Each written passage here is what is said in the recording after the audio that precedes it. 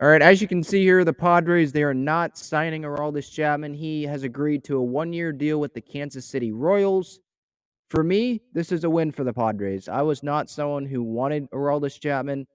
If I didn't want Trevor Bauer, it wouldn't make sense for me to want Aroldis Chapman.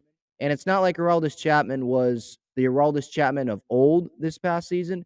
He had his worst season of his career. This was his first season with a negative F war. Just looking at his Fangraphs page, you're not seeing this on the screen, by the way, but I am negative 0.2 F war in 2022. Now, you might say, well, Ben, that's just an off year.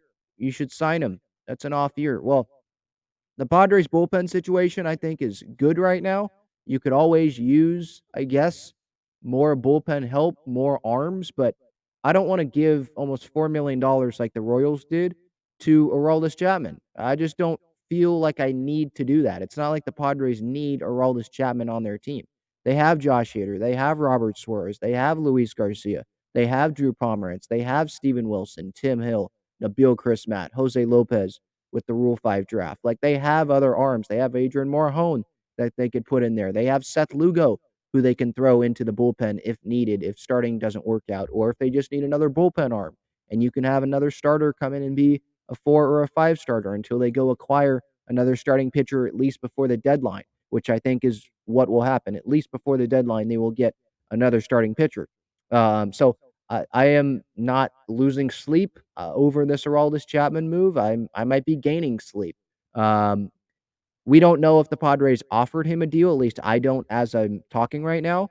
If they did, I'm glad it was not as good as this Royals offer, I guess. I mean, as you can see here in this MLB.com article, the 2022 season for Chapman was really, really bad, miserable.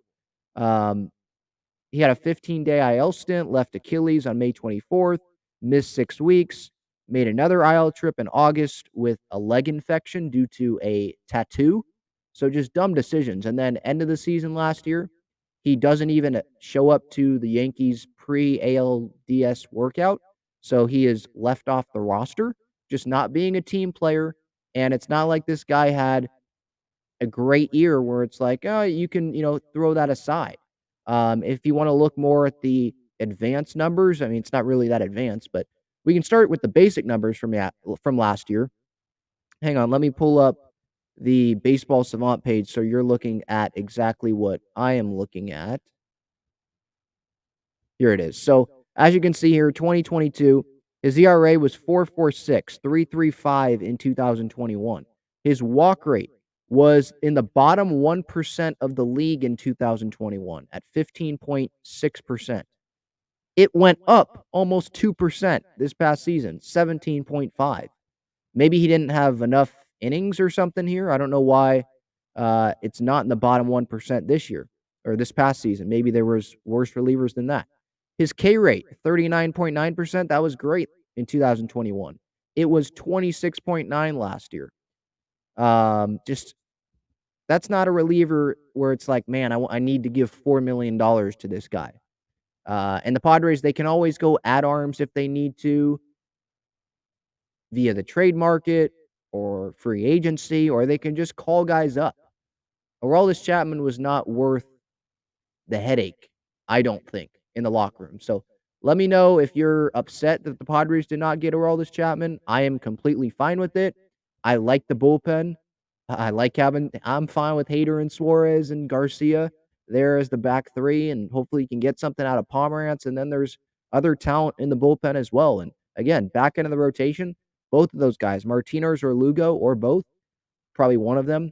I don't think they will both of them will end up being starters the whole year. I think one, probably Lugo, will end up going to the bullpen, which will help out the bullpen and make that bullpen stronger. So I'm totally fine with Aroldis Chapman going to the Royals. I don't think the Royals are going to keep Aroldis Chapman all year.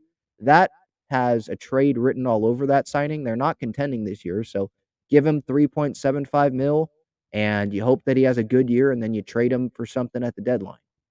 For the Padres, I don't think it was worth it.